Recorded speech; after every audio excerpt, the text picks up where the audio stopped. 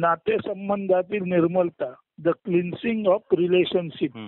आता to kilns म्हणजे साफ करणे, बरोबर. नातेसंबंध स्वच्छ करणे. आपण थोडक्यात त्याला नातेसंबंधातील निर्मलता म्हणत आहोत. भाग 1 आणि 2 एकत्र करून आता आपण एकत्रित कालचं आणि आजचं एकत्र पाहूया. बरोबर. A to Q, ABCD असे भाग पाडून हे सर्व सांगत आहे. A, there is no relationship between two people, not even between the two images they have of each other. दोन व्यक्ती किंवा त्यांनी एकमेकांना त्यांच्या बनवलेल्या प्रतिमांमध्येही काही नातेसंबंध नसतो. B, each lives in his own isolation and the relationship is merely looking over the wall. प्रत्येक जण आपापल्या वैयक्तिक अलग तटस्थ भावभावना किंवा प्रतिमांच्या तटबंदीत भिंतीआड लपलेला असतो. त्या तटबंदी किंवा भिंतीवरून डोकावून किंवा हात पुढे करून हाय हॅलो म्हटले जाते इतकेच. C, या भिंती मानसिक, सामाजिक, आर्थिक, भौतिक म्हणजे मटेरियल अशा सर्व तऱ्हेच्या असतात. D, so long as we live in isolation behind a wall, there is no relationship with another and we live enclosed because it is much more gratifying. We think it is much more secure. जोपर्यंत आपण वेगवेगळे राहतो आणि भिंतीच्या पाठी राहतो तोपर्यंत तिथे खरी तर रिलेशनशिप नसतेच. आणि आपण भिंतीआड राहून भिंतीवरून हात वर सरकवतो आणि एकमेकांना हाय हॅलो म्हणतो आणि असं भिंतीआड राहण्यामध्येच आपल्याला सुख समाधान किंवा सुरक्षितता वाटते. परंतु ही काही रिलेशनशिप नसते. ती this escape we call relationship with property, people, ideas etcetera. यालाच आपण संपत्ती, आपले लोक, आपल्या कल्पना यांच्या भिंतीआड राहून तुटकपणे वेगवेगळे राहणे यालाच आपण रिलेशनशिप म्हणतो. वास्तवात हे सत्यापासून पळणे किंवा हा पलायनवाद असतो. F, and there is the state we live in using people things as a means of covering up our own inward poverty, emptiness, as we ourselves are nothing inside. Being afraid of that emptiness, nothingness, inward poverty, we cling to or hold on to outward things, to ideas, to ideals which are self-projected. आणि खरं सांगायचं म्हणजे आपण आतून अत्यंत ज्याला आपण म्हणतो गरीब असतो, नथिंग असतो, आपल्यामध्ये मौलिक असं काही नसतं आणि ते लपवण्यासाठीच आपणच आपल्या सेल्फ प्रोजेक्शन मधून, आपणच आपल्या स्वसमजुतीतून अनेकानेक कल्पना आदर्शांची निर्मिती करतो आणि त्या कल्पना आदर्शांच्या पडद्याआड आपण राहतो आणि आपल्यातील जे एक तऱ्हेचे दारिद्र्य आहे, जो एम्प्टीनेस आहे, आपल्यातील एक तऱ्हेचं जे खोकलेपण आहे, नथिंगनेस आहे, ते लपवायचा या भिंती आडून आपण प्रयत्न करतो. जी so relationship with most of us is actually process of isolation and obviously such relationship builds a society which is also isolating. तर ही अशी अलगीकरण, विभाजनाची प्रक्रिया प्रथम माणसात नंतर समाजात तुटकता, विलगता निर्माण करते. जरी दर्शनी सलगता म्हणजे फेशल वननेस, जरी वरवर आपण एक दिसलो तरी प्रत्यक्षात आपण आपल्याच स्वनिर्मित प्रतिमानी, कल्पनानी आणि त्याच्या आड राहून आपणच आपणाला वेगळे करत असतो. H, that is exactly what is happening throughout the world. You remain in your isolation and stretch your hand over the wall, calling it nationalism, brotherhood, or what you will, but actually sovereign governments, armies continue. हेच खरं सांगायचं म्हणजे सर्व जगात होत आहे. आपण आपणाला आपल्या वेगळ्या भिंतीआड, तटाआड, बंदिस्तीआड ठेवतो आणि त्यालाच आपण राष्ट्रीयत्व, विश्वबंधुत्व अशा दर्शनी दिसणाऱ्या बड्या किंवा ज्याला आपण म्हणतो भावनिक आव्हान करणाऱ्या अशा राष्ट्रीयत्व, बंधुत्व, विश्वबंधुता, वैश्विक शांती यासारख्या गोष्टी आपण पुढे आणतो. जे खरं सांगायचं म्हणजे केवळ खोटे आदर्शवाद असतात आणि या आदर्शवादाच्या आडूनच सार्वभौम राष्ट्रे, सार्वभौम सरकारे आपली सैन्य दले वाढवत असतात आणि आपली संपूर्ण ज्याला आपण म्हणतो आर्थिक सत्ता, भौतिक सत्ता झाल्यानंतर मसल पॉवर, सैन्य दल हे भिंतीआड वाढवतात आणि आपण म्हणतो या कारणाने आपण राष्ट्रीयत्वाची, वैश्विक बंधुत्वाची, वैश्विक शांतीची निर्मिती करू शकू. Still clinging to your own limitations you think you can create world unity, world peace. म्हणून असे आपणच आपल्या कल्पनाला चिकटून राहून, आपल्या मर्यादेत राहून आपण म्हणतो यामुळेच आपण वैश्विक निर्माण करू, विश्वामध्ये ऐक्य निर्माण करू शकू, वर्ल्ड पीस जागतिक शांती निर्माण करू शकू, आपण महागुरु होऊ शकू. अशा खोट्या कल्पनांच्या आहारी जाऊन आपण विनाकारण ज्याला आदर्शवादी राष्ट्र, आदर्शवादी शांती, वैश्विक शांती, वैश्विक ऐक्य, जागतिक बंधुता यासारख्या खोट्या कल्पना आपण केवळ आणि केवळ आपल्या अलगपणाच्या भिंतीआड राहून निर्माण करतो. ते खरं सांगायचं म्हणजे आपण लपलेले असल्यामुळे आपणाला आपण लपत आहोत, आपण कशाच्या आड राहून आपण लबाडी करत आहोत हे आपल्याला सांगायचं नसतं. म्हणून आपणच आपल्यातून या वाईट गोष्टीचं स्पष्टीकरण देण्यासाठी तथाकथित उदात्त कल्पनांना जन्म देतो आणि वैश्विक शांती, वैश्विक एकता, बंधुता, स्वातंत्र्य यासारख्या गोष्टी आपण सतत त्याचा उद्घोष करत असतो. काळाच्या सुरुवातीपासून किंवा माणूस जन्माला आल्यापासून माणसावर त्याने जो एक शाप आणला आहे त्याचा शोध आपण घेऊया. माणूस आपल्या अत्यंत प्रिय भावनाशील जगात असतानाही आणि अन्यथा माणूस आपल्या उत्कट नातेसंबंधातही असतो तरी सुद्धा अशा वेळी तो संघर्षात कसा व का सापडला आहे किंवा सापडतो, निकटच्या नातेसंबंधातही इतका संघर्ष का, त्याचा शोध म्हणजे मानवाला सुरुवातीपासून भेडसावणाऱ्या छळणाऱ्या शापाचा शोध किंवा रहस्य समजणे. जे एखाद्याला बायको मुले असली तरीही नवरा बायको मुले त्यांच्या वेगळ्या जगात वेगळेपणी वावरत असतात. दिवसातून कधी काळी जेवणाच्या टेबलवर एखादा पत्त्यांसारखा खेळ करताना, टीव्हीवर मालिका बघताना क्वचित प्रसंगी ती एकत्र दिसतात जरूर, तरीही त्यांच्या वेगवेगळ्या प्रतिमांसहितच हा सारा कार्यक्रम चालू असतो. अगदी व्हाईल एन्जॉईंग सेक्स म्हणजे अत्यंत उत्कट आणि हर्षोत्फुल्ल अवस्थेत असताना आणि सेक्स एन्जॉय करत असताना जर काही काळ सोडला तर अन्यथा आपलं संपूर्ण जीवन भिंतीआड असणारे असतं आणि भिंतीवरून हात पुढे करून सेकंड करणारे औपचारिक जीवनच असते. ते खरं तर फॉर्मल लिव्हिंग असतं. मन स्वतःचे स्पष्टीकरण तयार करते आणि त्यात अडकून ते समजते की त्याला वास्तव कळले आहे, समजले आहे. वास्तवात ते खरे तर त्याच्यात भ्रामक फसव्या हालचालीत अडकते. The mind sees its own description and gets caught in it and thinks it sees the fact whereas in reality it is caught up in its own movement. It is caught up in its own movement म्हणजे मन आपल्याच फसव्या हालचालीत सापडते, अडकते आणि दाखवायचा प्रयत्न करते की त्याला काहीतरी फार भारी वैश्विक बंधुत्वाचं, वैश्विक शांतीचं असं गावलं आहे. म्हणून the mind sees its own description, मन स्वतः एक स्पष्टीकरण आदर्शवाद तयार करतो and gets caught in it, आणि त्या खोट्या आदर्शवादात मन अडकतं अँड थिंक्स आणि विचार करतं that it sees the fact की आपल्यालाच खरोखर सत्य उमगलं आहे. whereas in reality it is caught up in its own movement. खरं तर त्याला सत्य गावलेलंच नसतं, ते आपल्याच भ्रामक समजुतीत अडकलेलं असतं. when I say I know you, I mean when I say I know you, जेव्हा मी म्हणतो आय नो यू, मी तुला ओळखतो, तेव्हा I mean I knew you yesterday, I do not know you actually now. जेव्हा आपण म्हणतो आय नो यू, मी तुला ओळखतो, तेव्हा खऱ्या अर्थाने मी तुला ओळखतो खरं आहे, पण मी तुला ओळखतो. I knew you yesterday, I know you याचा अर्थ बघायला गेला तर काय आहे, मी तुला आत्ता जाणत आहे असा त्याचा अर्थ आहे. पण जेव्हा आपण म्हणतो when I say I know you, मी तुला ओळखतो, तेव्हा त्याचा अर्थ मी काल तुला ओळखले होते.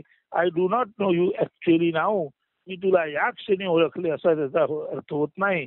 All I know you is my image of you. जेव्हा मी म्हणतो आय नो यू तेव्हा मला जे सर्व काही माहीत असते ते दुसरे विषय काही नसून मला तुझे ज्ञान तुझ्या प्रतिमेद्वारे झालेले असते. ही प्रतिमा तू माझी जी स्तुती निंदा अपमान केलास किंवा करत आला आहेस त्याची एकत्रित प्रतिमा असते.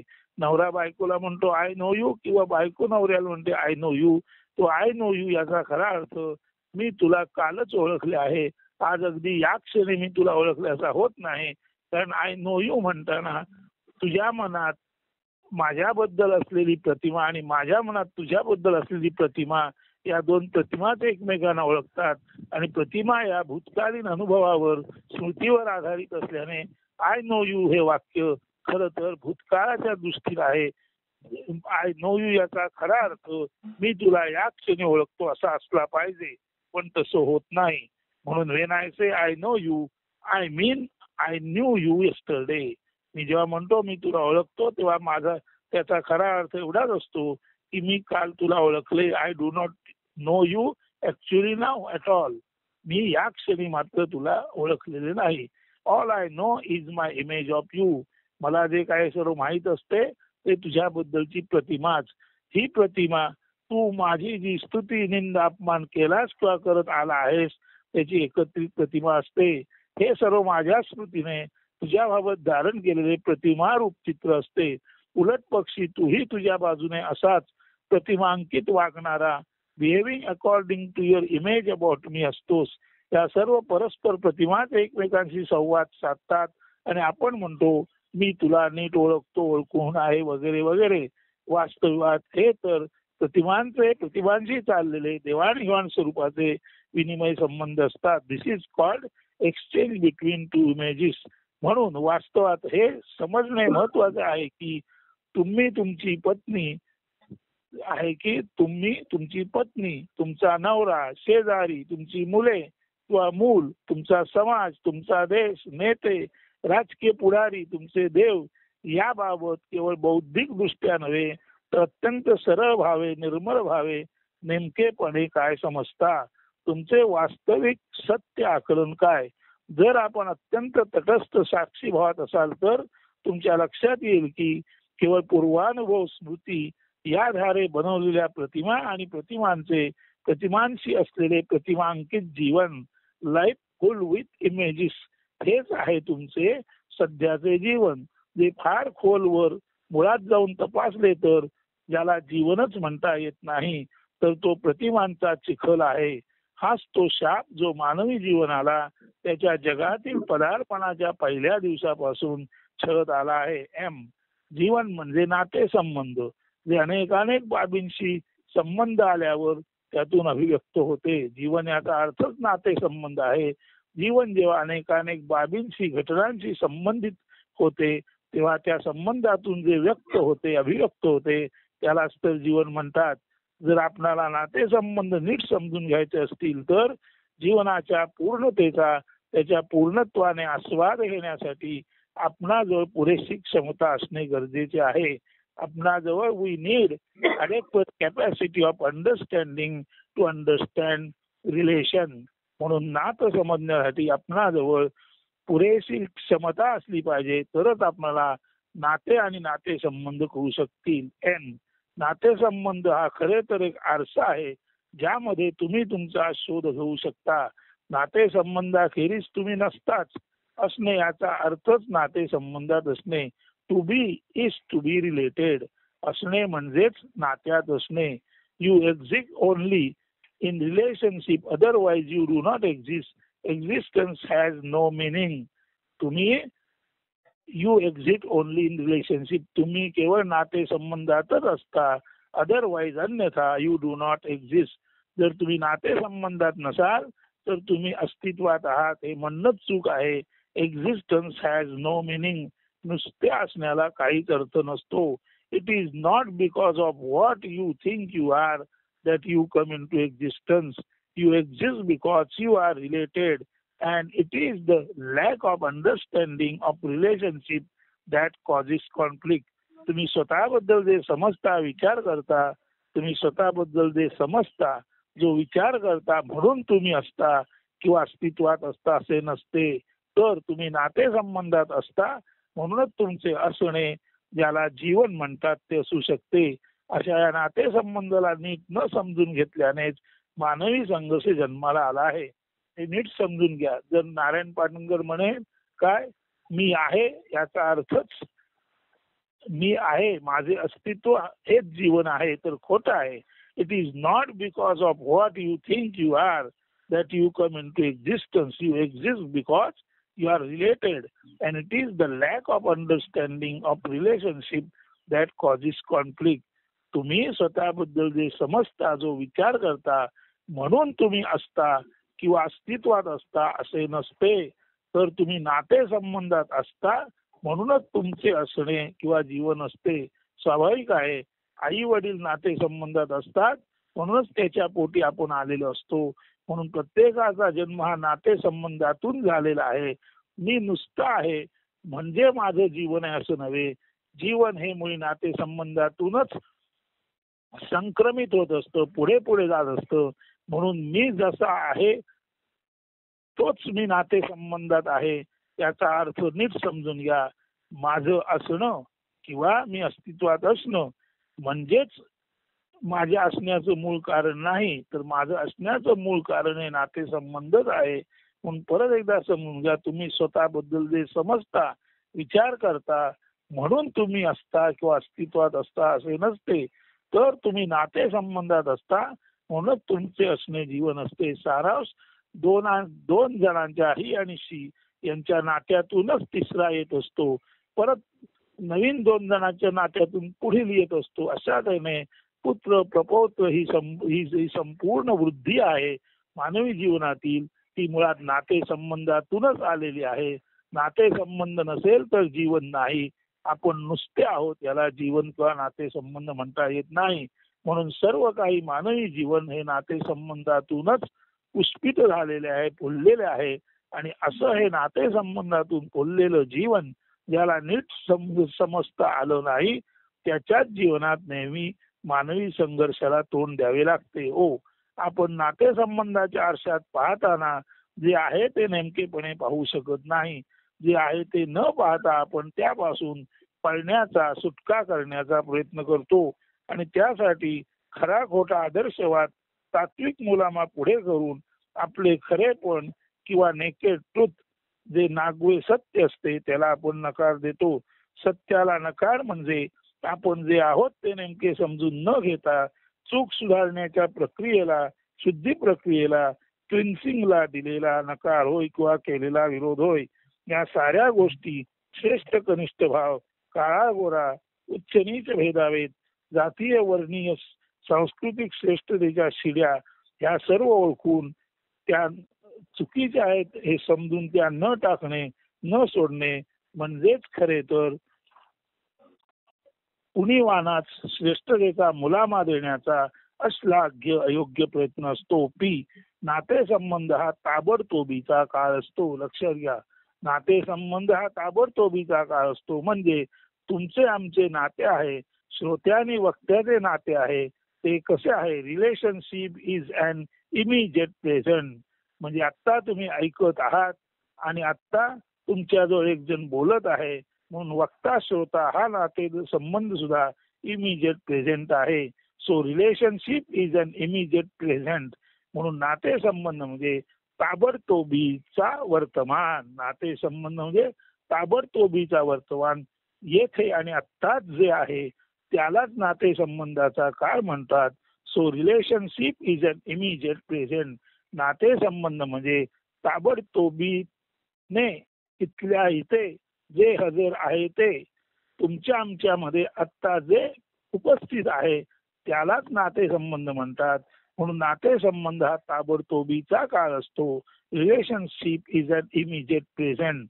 तो पाहूनही न पाहिल्यासारखा करणे व टाकाऊ गोष्टी हृदयाशी घट्ट कवटाळणे, अमक्या तमक्या अस्मितेच्या गंधापायी सर्पमाळा पुष्पमालेसारखी सांभाळणे, हे खरे तर offering milk to a cobra म्हणजे विषारी नागाला दूध पाजण्यासारखे आहे. किंवा garlanding cobra as a garland of flowers, किंवा सापालाच पुष्पमाळा म्हणून गळ्यात घालण्यासारखे आहे. म्हणून offering milk to a cobra किंवा garlanding cobra as a garland of flowers, कोबऱ्यालाच आपल्या मानेभोवती पुष्पमाळा म्हणून गुंडाळणे आणि कोबऱ्याला दूध पाजणे, यालाच म्हणायचं की relationship is an immediate present हे न समजल्यामुळे ज्या टाकाऊ गोष्टी आहेत त्या बाळगणे आणि त्या आपल्या गळ्याभोवती आपल्या अस्तित्वाला त्यांचा विळखा बसणे म्हणजे खरं तर आपल्या अस्तित्वाला आपल्या रिलेशनशिपला विळखा देऊन बसलेल्या ह्या ज्या गोष्टी आहेत गंडाच्या श्रेष्ठतेच्या संस्कृतीच्या त्या खरे तर सर्पमाळा आहेत. त्या पुष्पमाळा नव्हेत. पुष्पमाळा समजून सर्पाला आपल्या गळ्याभोवती गुंडाळणे किंवा त्या सर्पाला चांगलं समजून दूध पाजणे offering milk to a cobra garlanding cobra as a garland of flowers असा संपूर्ण वेडगळपणा आपल्या मध्ये चालू आहे. क्यू माय वाईफ सेक्स to me you are a fool. हा आता क्यू क्यू हा शेवटचा मुद्दा ABCDEFGHIJKLMNOPQ. आता हा जो शेवटचा मुद्दा क्यू आहे तिथे हा प्रश्न उत्तराला येतो. क्यू म्हणजे क्वेश्चन. आता क्यू क्यू मध्ये काय आहे माय वाईफ सेक्स to me you are a fool. माझी बायको मला म्हणते तू मूर्ख आहेस. I do not like it. मला ते आवडत नाही. And it leaves a mark on mind. आणि त्या कारणाने माझ्या मनावर ओरखडा उमटतो. माझी बायको मला म्हणते तू मूर्ख आहेस. ते मला आवडत नाही आणि त्यामुळे तिने मला मूर्ख म्हटले त्याचा ओरखडा माझ्या मनावर उमटतो. She said something else.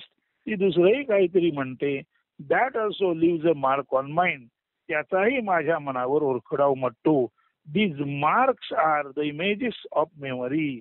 तेव्हा बायको जेव्हा मला मूर्ख म्हणते तेव्हा तिने मला मूर्ख म्हटल्याचा ओरखडा व्रण माझ्या मनावर उमटला. ती अजून माझ्याबद्दल काही बाई बोलते तर त्याचाही व्रण माझ्या मनावर ओरखडला आणि तिने मला म्हटलेल्याच्या ज्या खुणा माझ्या मनावर उमटल्या त्या खुणा म्हणजे तिने माझ्याबद्दल व्यक्त केलेल्या गोष्टींच्या स्मृतिरूपी प्रतिमा आहेत आणि त्या प्रतिमामुळेच मी तिच्याकडे तिने एकदा मला मूर्ख म्हटल्यानंतर पाहू लागतो.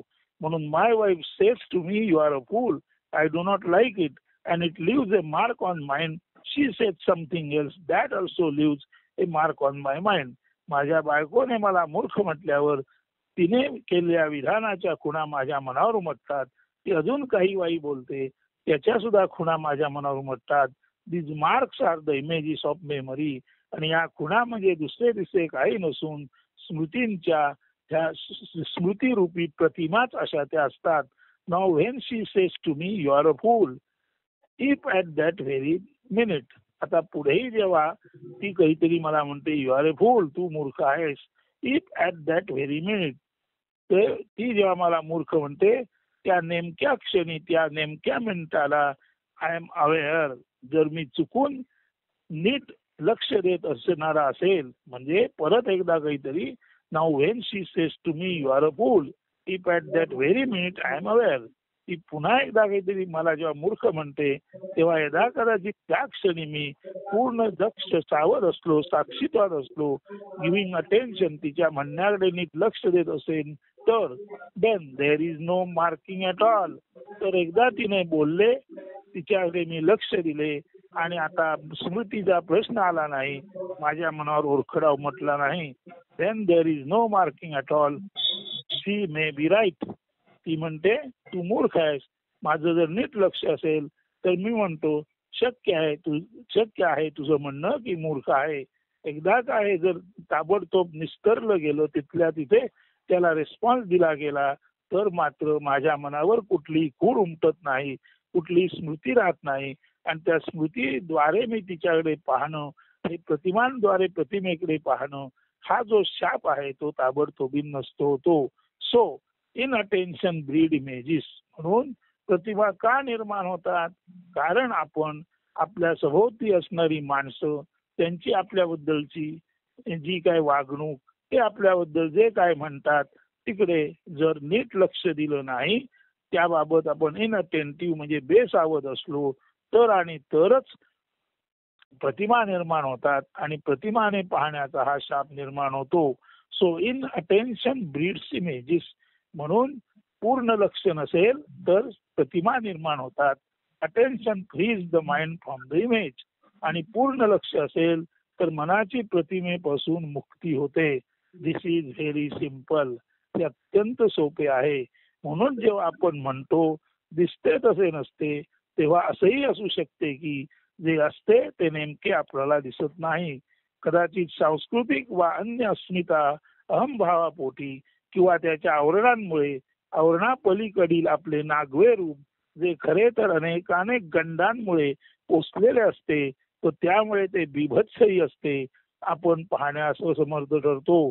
म्हणून स्वतःला नेमकेपणे पाहणे, ओळखणे, अनावश्यक टाकणे, दुरुस्त करणे यालाच म्हणायचे निर्मल नाते संबंध. प्राध्यापक अत्यंत आश्चर्याने ज्याला आपण म्हणतो प्राध्यापक त्याच्या त्या साधूच्या या ज्ञानामुळे अत्यंत विस्मयचकित होतात. त्यांच्या ज्ञान भांडारात निर्मल नाते संबंधाच्या निरूपणामुळे एक प्रासादिक भर पडली आणि त्या आनंदात ते आपल्या कर्मयोगाकडे नव्या उत्साहाने वळले. आता त्यांना खऱ्याखुऱ्या ज्ञानाची प्राप्ती झाली होती.